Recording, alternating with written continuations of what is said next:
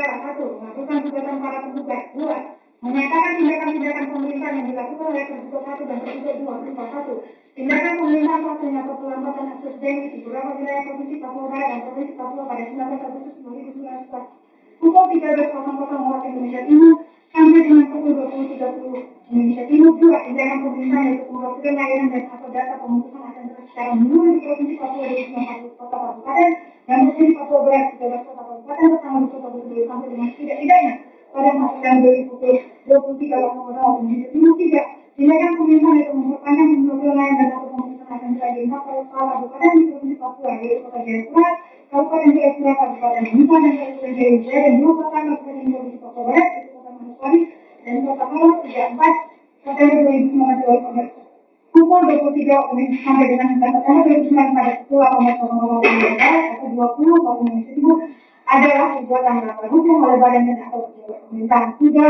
menghukum tergugat satu dan tergugat dua untuk membayar biaya perkara secara tahunan dan sebesar Rp450.000. Demikian diputuskan dalam rapat pemerintah majelis.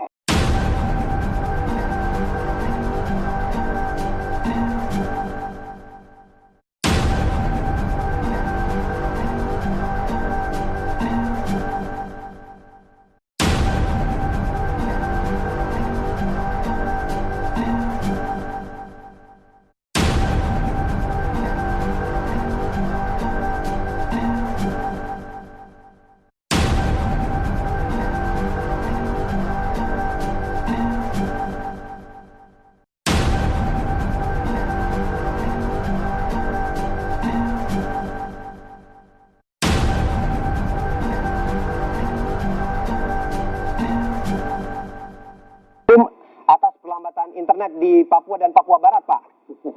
Iya, yang pertama ya saya belum dapat amar putusannya, petikannya ya. Oke. Jadi saya belum tahu, tapi saya sudah mendengar dari banyak informasi. Saya membaca juga dari media-media, membingungkan juga. Ada media yang menyebutkan bahwa petitum tuntutan penggugat dianggap sebagai keputusan amar putusan. Nggak betul juga itu. Tapi ada yang bilang amar putusannya mengatakan pemerintah melanggar hukum, gitu kan?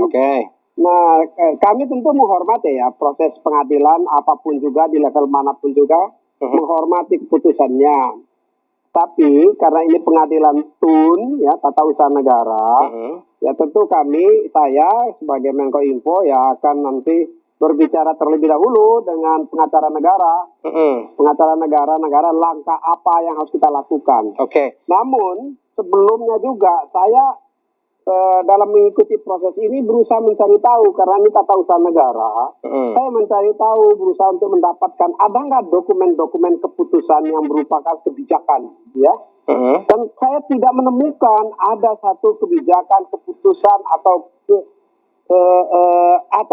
satu rapat ya di tingkat kabinet maupun di tingkat Kominfo yang isinya menyangkut keputusan terkait dengan pembatasan internet di Papua dan Papua Barat. Saya tidak menemukan itu.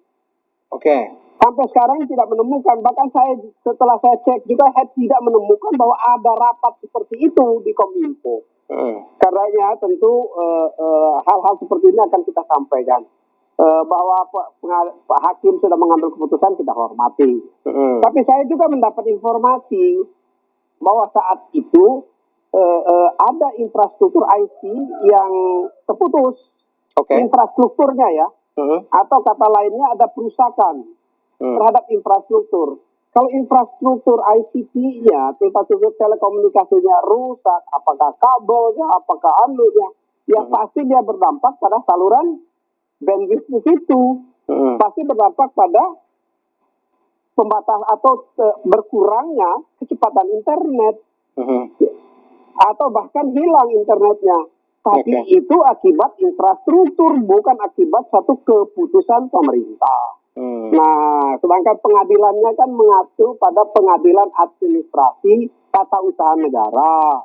Tentu itu pengadilan atas dokumen-dokumen keputusan ketatausahaan negara yang saya tidak temukan. Saya nggak tahu, hakim pasti punya pertimbangan sendiri.